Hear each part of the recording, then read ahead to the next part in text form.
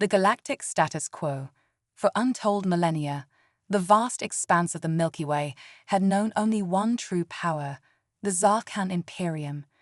These silicon-based lifeforms, with bodies harder than diamond and mines, linked in a vast psychic network, had conquered or subjugated nearly every sentient species they encountered. Their massive world ships and planet-cracking weapons were the stuff of nightmares for the few remaining free species that hid in the darkest corners of the galaxy. At the apex of the Zarkhan hierarchy stood the Grand Imperator, a being of such immense psionic might that it could bend the very fabric of space-time to its will. From its crystal throne deep within the core of the Imperium's throne world, it directed the actions of trillions of Zarkhan across hundreds of thousands of light years. For the Zarkhan, conquest had become routine. Each new species they discovered would inevitably fall before their might, either choosing subservience or annihilation. This was the natural order of things, an immutable law of the cosmos as far as they were concerned. It was in this context of absolute dominion that the Zarkhan first detected anomalous signals from a backwater spiral arm of the galaxy. The emissions were primitive by their standards, radio waves, and early attempts at faster-than-light communications, but they hinted at a spacefaring civilization previously unknown to the Imperium. Initial scouting reports painted a picture of a species hardly worth the Zarkhan's attention. These humans, as they called themselves, were soft-bodied creatures with no natural defenses. They were confined to a single star system, having only recently taken their first tentative steps beyond their homeworld. Their technology was laughably outdated by galactic standards. Yet something about these humans piqued the Grand Imperator's interest. Perhaps it was their rapid technological advancement over a mere few centuries, or maybe it was the diversity of their cultures and ideas, so unlike the uniform hive mind of the Zarkhan. Whatever the reason, it ordered a more thorough investigation. As the Zarkhan observed humanity from afar, they began to notice curious anomalies. These fragile beings displayed a tenacity that seemed at odds with their physical limitations. They thrived in environments that should have killed them and bounced back from disasters with surprising speed. Their societies were chaotic and divided, yet they made technological leaps that took other species millennia to achieve. The Zarkhan were particularly puzzled by human creativity. The concept was almost alien to their hive mind. Why would one need to create when the most efficient solutions were already known? Yet humans seemed to revel in finding new ways to do things, even if those ways weren't always the most practical. Despite these oddities, the Zarkhan remained confident in their superiority. Humans might be interesting specimens, but they posed no threat to the Imperium. When the order finally came to invade Earth and its colonies, the Zarkhan approached the task with the same casual arrogance that had marked their previous conquests. As the invasion fleet assembled on the fringes of the Sol system, the Zarkhan commanders anticipated little resistance. Their sensors showed Earth's defenses to be primitive and sparse. The handful of human colonies on Mars and the moons of Jupiter were even more vulnerable. By all calculations, this would be a swift and total victory. Yet, as the first wave of Zarkhan ships entered the system, they encountered something unexpected. Instead of panic or immediate surrender, they were met with a flurry of activity. Human ships, that are vastly outgunned, moved to defensive positions with surprising coordination. Stations on Mars and Europa fired up mysterious energy signatures that the Zarkhan couldn't immediately identify. On Earth itself, instead of chaos, there seemed to be a sense of grim determination. Broadcasts intercepted by the Zarkhan spoke not of capitulation, but of unity and resistance. Leaders from nations that had been bitter enemies mere days before now stood shoulder to shoulder, rallying their people for the fight ahead. The Zarkhan dismissed these acts of defiance as the last futile gestures of a doomed species. They had seen it before, false bravado quickly crumbling in the face of overwhelming force. Yet, as they moved in for the kill, a small doubt began to creep into the hive mind. These humans were reacting with a speed and adaptability that the Zarkhan had never encountered.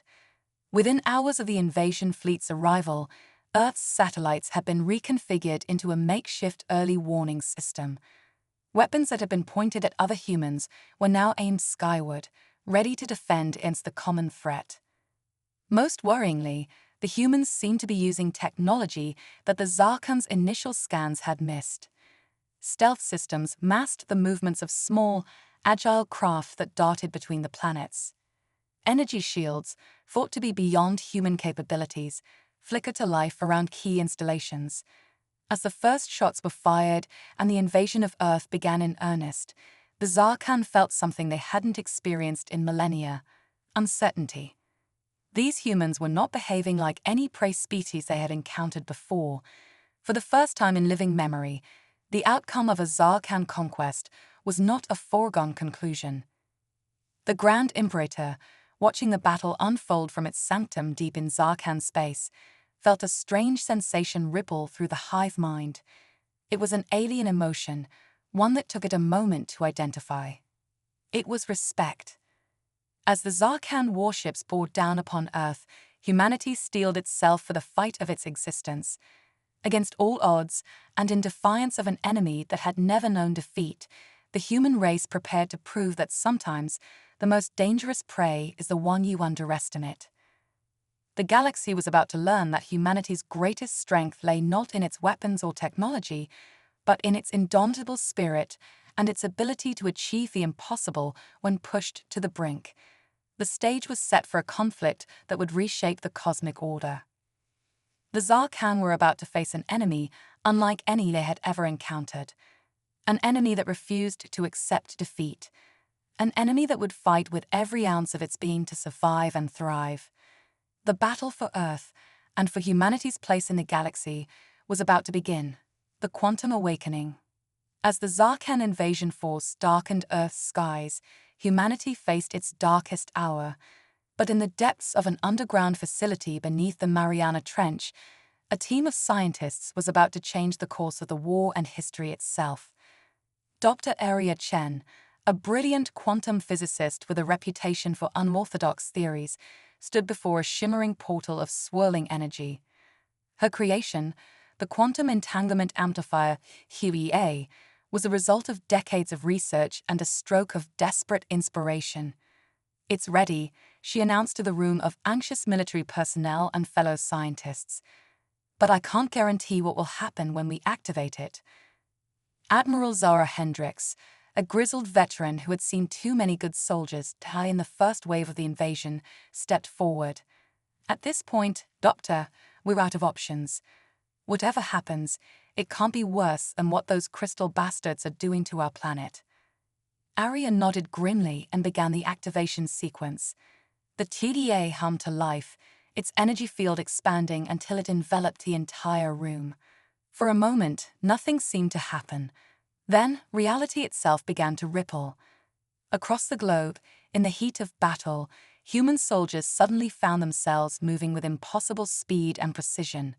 Fighter pilots reported that their neural interfaces were operating at unprecedented levels, allowing them to outmaneuver Zarkan ships that should have been far superior. But the most startling effect was on human creativity and problem-solving. Engineers and tacticians experienced flashes of insight that bordered on precognition. Solutions to previously insurmountable problems presented themselves with startling clarity. The Zarkan, for the first time in their long history, found themselves facing an enemy that seemed to be evolving before their very eyes. In orbit, Captain Maya Okonkwo of the hastily retrofitted cargo ship Defiant watched in awe as her Galactic fleet of civilian vessels, armed with jury-rigged weapons, tore through the Zarkan blockade. Her mind raced with tactical possibilities she'd never considered before, each move anticipating the enemy's response 3 steps ahead. How is this possible?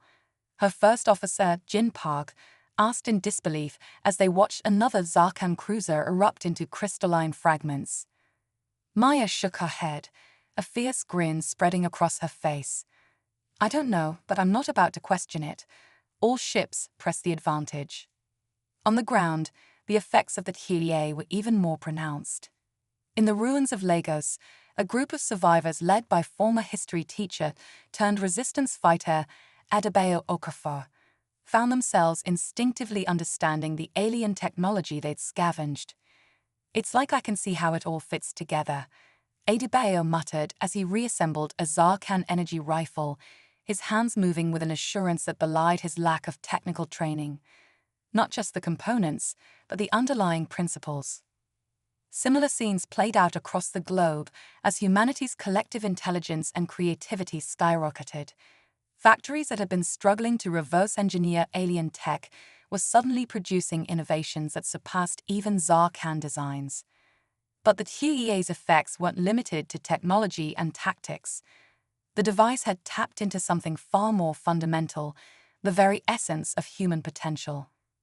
In a refugee camp in what was once central Siberia, a young girl named Anastasia woke from a vivid dream, her mind filled with equations and schematics for a device that could disrupt the Zarkan's hive mind communication. Without fully understanding how, she began to sketch out her ideas, setting in motion a chain of events that would turn the tide of the war. Meanwhile, in the depths of the Amazon rainforest, botanist Dr. Carlos Mendoza made a startling discovery. The heightened mental state induced by the HFY had allowed him to communicate with Earth's plant life on a level never before achieved. As he emerged from the dense foliage, his eyes wide with excitement, he realized that humanity had just gained billions of new allies in the fight against the invaders. The Zarkan, a hive mind reeling from the sudden unpredictability of their human opponents, began to fall back. For the first time, confusion and discord spread through their ranks. The Grand Imperator, sensing the shift in the battle's momentum, focused its vast psychic powers on identifying the source of this unexpected threat. As the alien consciousness probed Earth's defenses, it encountered something it had never experienced before, a collective human will, amplified and unified by the HFY, yet maintaining the spark of individual creativity that made humans so unique.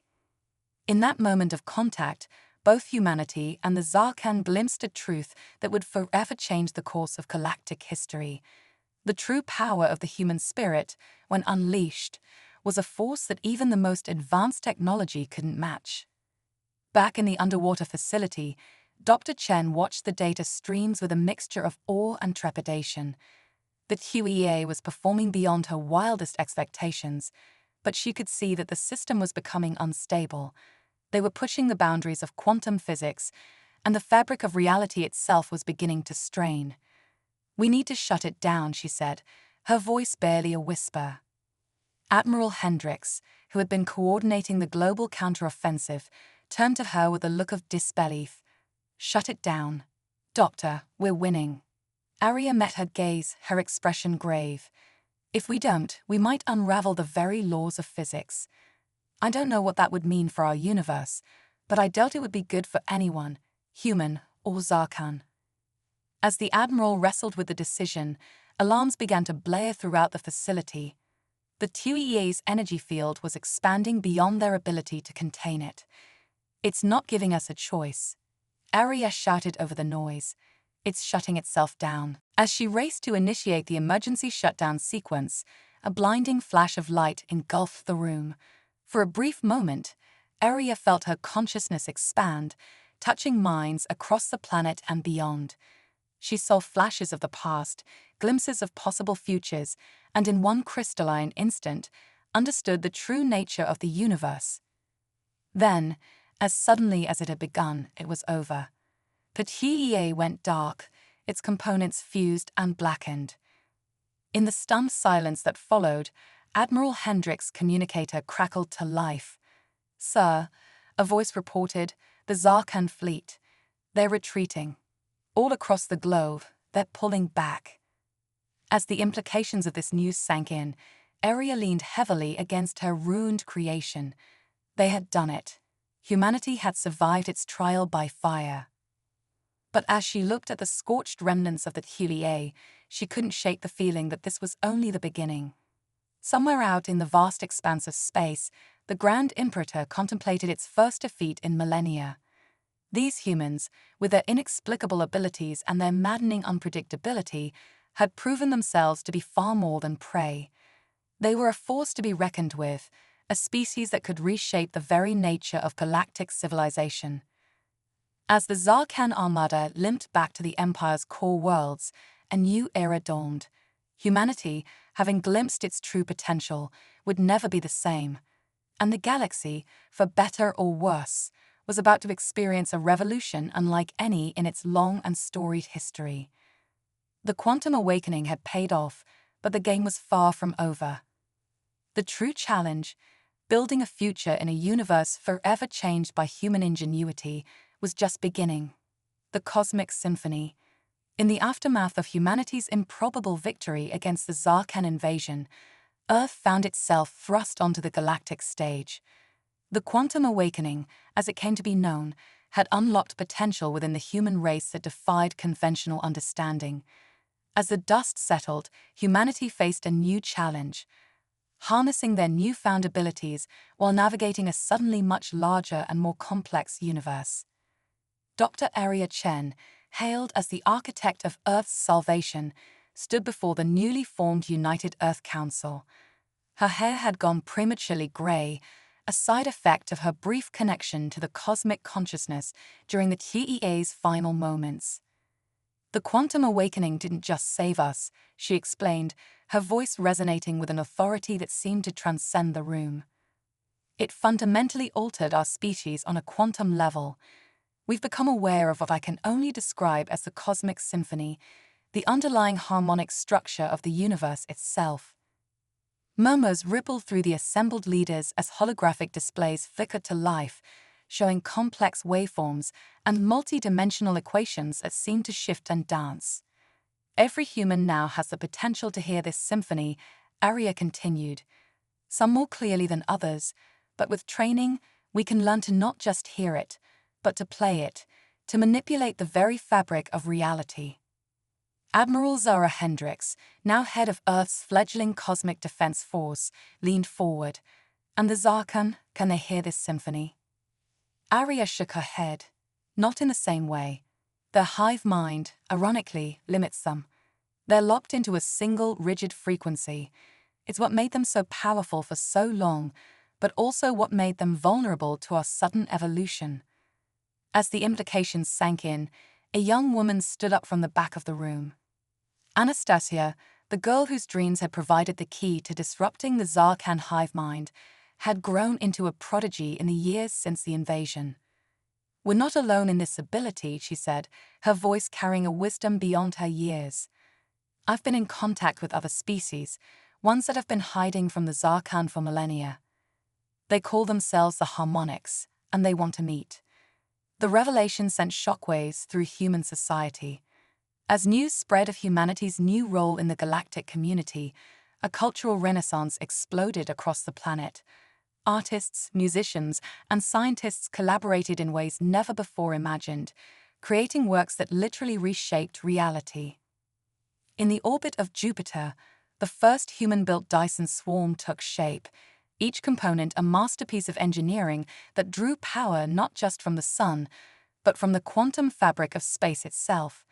Led by engineer Yuki Tanaka, whose mind now worked on levels that would have been incomprehensible before the awakening, the project promised to solve humanity's energy needs for millennia to come. But with great power came great responsibility. As humans began to explore their new abilities, incidents of accidental reality warping occurred. In Rio de Janeiro, a street performer's particularly moving violin concerto caused the Christ the Redeemer statue to come to life, dancing samba for an awestruck crowd before returning to its original form. To address these challenges, the Cosmic Conservatory was established. Part school, part research institute, it aimed to help humans understand and control their newfound powers. At its head was an unlikely duo, Dr. Carlos Mendoza, the botanist who had first communicated with Earth's plant life, and a hyper-intelligent sperm whale named Opus. The whales and dolphins have been aware of the cosmic symphony for millions of years, Carlos explained during the conservatory's opening ceremony. They've agreed to be our teachers, to help us find our voice in the universal chorus. As humanity grappled with its new reality, the first diplomatic mission to meet the Harmonics prepared for departure.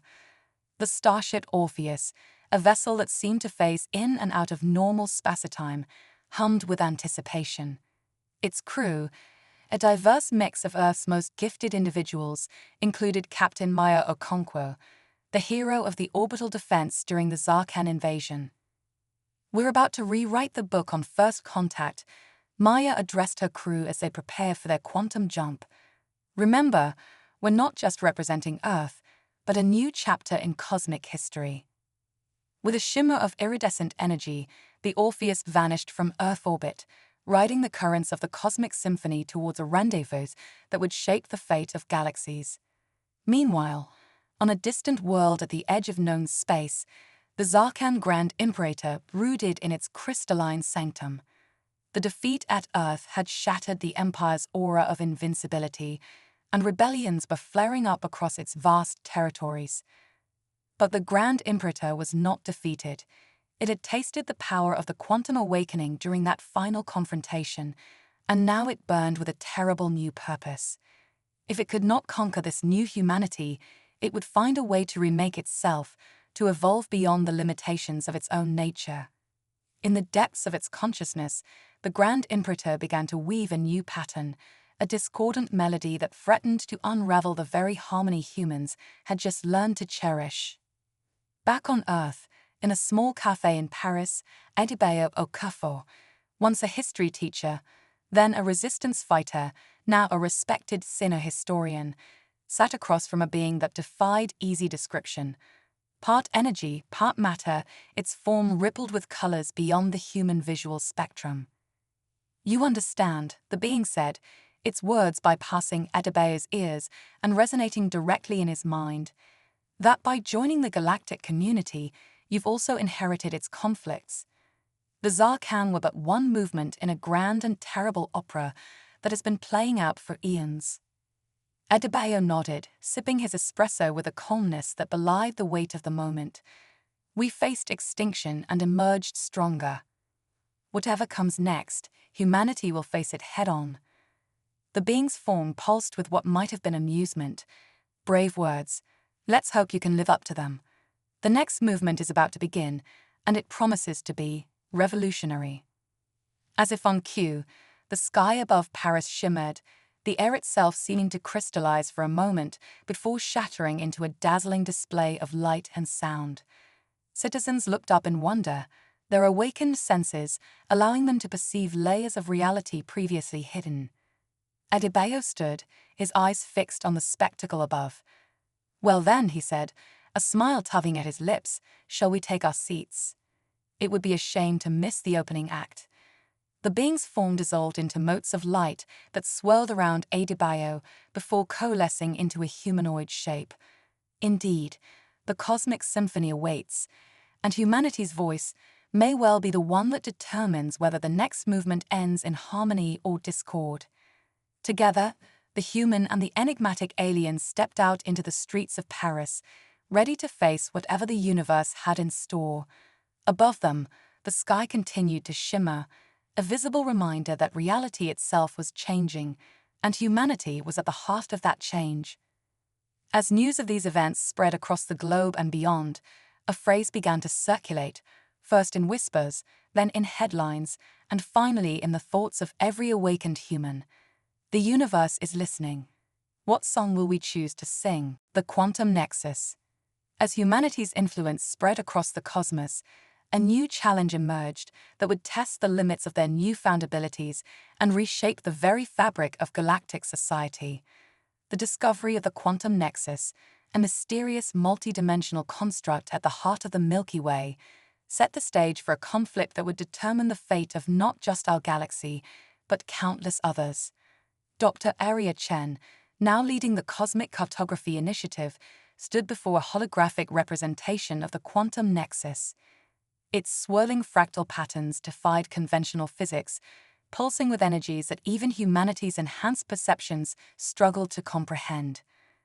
"We believe the nexus is a sort of cosmic switchboard," she explained to the assembled leaders of Earth and its allied species. "It connects our reality to an infinite number of parallel universes, each with its own unique variations of the cosmic symphony." Anastasia, now a young woman and Earth's foremost expert on interdimensional communications, stepped forward. But it's more than that. The Nexus is alive in a sense. It's been reaching out, calling to awaken species across the multiverse. And we're not the only ones listening. Admiral Zara Hendricks, her face lined with the weight of command, frowned. "You're saying we're in a race." "A race, a war, and a revolution all at once," Anastasia confirmed. "Whoever controls the Nexus could reshape reality itself. The Zarkhan know this, and they're not the only threat we face." As if on cue, alarms blared throughout the chamber. Holograms shifted to show a massive fleet emerging from the depths of intergalactic space. Ships of impossible geometries, their hulls shimmering with colors that hurt the mind to perceive, advanced towards the Milky Way. "The Discord," Anastasia whispered, her face pale. "The harmonics warned us about them. They're the antithesis of everything we've learned about the cosmic symphony. They don't want to play the music, they want to silence it forever." As the gravity of the situation sank in, Captain Maya Okonkwo's voice crackled over the comms. The Orpheus had returned from its mission to meet the harmonics, bearing knowledge that would change everything. "We've learned how to access the Nexus," Maya reported, her voice tight with urgency. "But more importantly, we've discovered what it truly is. It's not just a connection between realities, it's the source code of the universe itself, and it's unraveling." The chamber erupted into chaos as leaders argued about the best course of action. Some advocated for immediately accessing the Nexus to rewrite reality in humanity's favor. Others warned of the dangers of playing God with the fundamental laws of existence. Amidst the commotion, Adebayo Okafor, the xenohistorian, stood up. "We're missing the point," he said, his voice cutting through the noise. "The Nexus isn't a weapon or a tool. It's a test." All eyes turned to him as he continued. "Think about it. The cosmic symphony, our awakening, the harmonics, the discord. It's all part of a grand experiment. The universe itself is evolving, becoming conscious, and it's using us, all of us, to explore its own potential." A hush fell over the room as the implications of his words sank in. Dr. Chen was the first to speak. "If you're right, then our choices here will determine not just our fate, but the fate of existence itself." As if in response to this realization, the quantum nexus flared with blinding intensity. Across Earth and its colonies, every awakened human felt a pull, a call to action that resonated with their very souls. In that moment, something unprecedented occurred.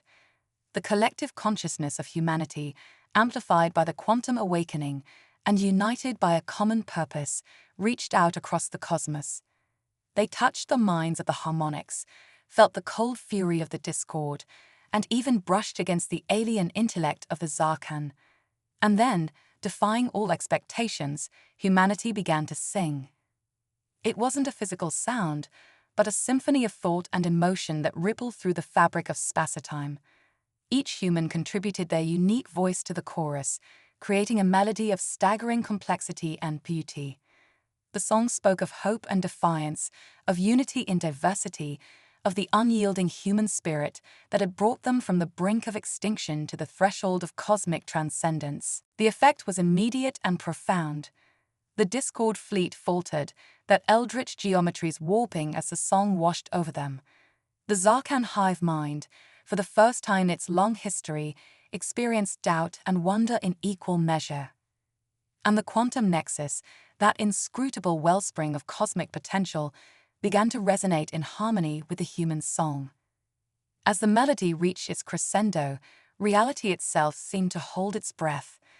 The assembled leaders watched in awe as the holographic display of the galaxy began to shift and transform. New connections formed between stars, linking civilizations that had been isolated for eons. Dead worlds sparked with sudden life, while tyrannical empires crumbled in the face of newfound unity. In the span of a single eternal moment, the course of cosmic history was forever altered.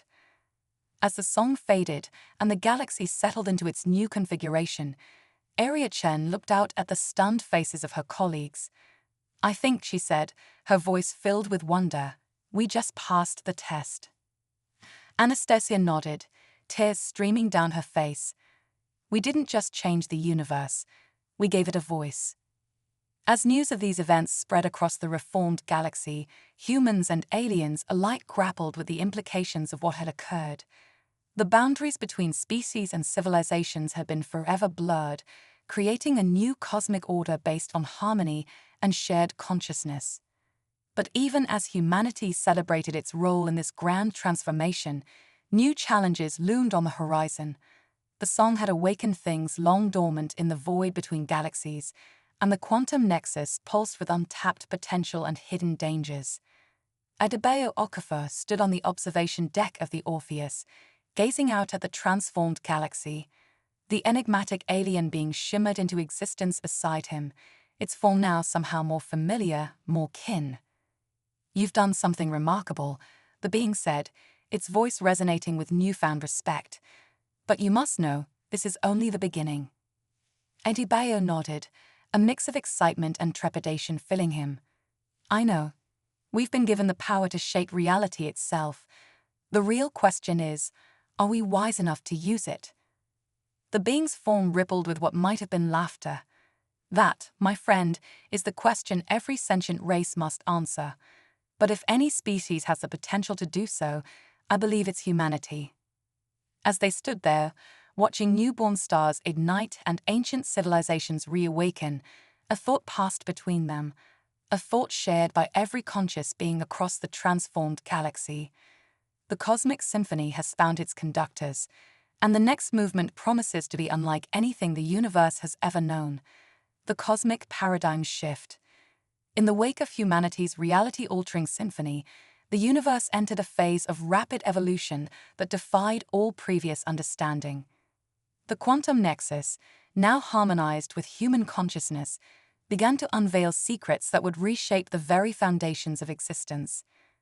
Dr. Aria Chen, her mind now spanning multiple dimensions, addressed a gathering of beings from across the transformed galaxy. Her words, more thought than sound, ripple through the fabric of space-time.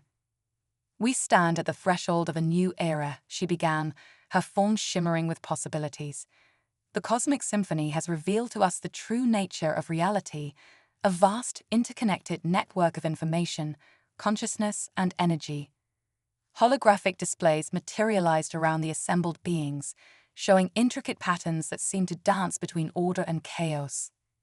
"What we once called dark matter and dark energy," Arya continued, "are actually the physical manifestations of cosmic thought. The universe isn't just alive, it's thinking, dreaming, and we are its neurons firing across the vastness of space and time." Anastasia, now a being of pure energy and thought, interjected, "But with this knowledge comes a great responsibility. We've discovered that our thoughts, our intentions, literally shape the cosmos. We are all co-creators of reality." The implications of this revelation sent shockwaves through the gathering. Species that had once been mortal enemies now found their consciousnesses intertwined, sharing a deep understanding that transcended old hatreds. Admiral Zara Hendricks, her form now a swirling vortex of starlight, spoke next. "We've also uncovered a threat greater than anything we could have imagined. The Discord isn't just an opposing force, it's a cosmic cancer, a corruption of the universal source code that threatens to unravel the very fabric of existence." Holograms shifted to show vast swaths of the universe being consumed by a creeping void, galaxies winking out of existence one by one. The quantum nexus was a failsafe, Zara explained, a way for the universe to evolve defenders against this threat. "We are the antibodies of the cosmos." As the magnitude of the situation sank in, Captain Maya Okonkwo, now interfaced directly with her ship, the Orpheus, reported a startling discovery. "We've detected temporal anomalies throughout the galaxy. It seems that our actions aren't just affecting space, but time itself. We're seeing echoes of future events, potential timelines branching out in infinite directions." The chamber erupted into a cacophony of thoughts and emotions as the assembled beings grappled with this new information. Some saw it as an opportunity to right past wrongs, while others warned of the dangers of meddling with the time stream. Amidst the chaos, Adebayo Okafor, his consciousness now spanning multiple parallel realities, called for attention. "We're thinking too linearly," he said, his words cutting through the noise. Time, space, thought, they're all part of the same cosmic tapestry. We need to start thinking in new dimensions. As if in response to his words, the very nature of reality began to shift. Beings found themselves experiencing multiple timelines simultaneously, their past, present, and future selves merging into a singular, multidimensional existence. In this moment of cosmic awakening, a new form of communication emerged, the omnilingual thoughtscape. Ideas and emotions flowed freely across species boundaries, transcending the limitations of language and individual perspective. The collective knowledge and experiences of countless civilizations merged into a vast, ever-expanding library of universal wisdom. But even as this new cosmic consciousness took shape, the threat of the discord loomed larger than ever. The void continued to expand, consuming entire galactic superclusters in its insatiable hunger. It was then that humanity, in collaboration with the most brilliant minds from across the universe, conceived of a plan so audacious it bordered on the impossible, Project Genesis Reborn.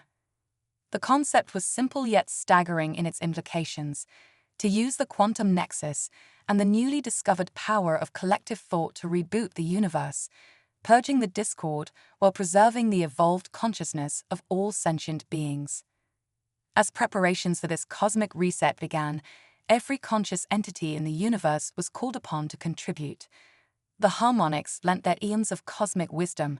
The reformed Zarkan offered their unparalleled ability to coordinate vast networks, and even the plant and animal consciousness of countless worlds joined the effort.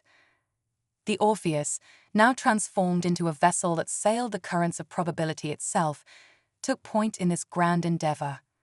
Captain Maya Okonkwo, her consciousness stretched across multiple dimensions, coordinated the efforts of trillions of beings across time and space. As the moment of universal reboot approached, Dr. Arya Chen made one final address to the cosmos.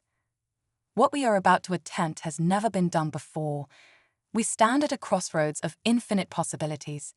No matter the outcome, know that this moment, this grand collaboration of life across the universe, represents the highest aspiration of consciousness itself."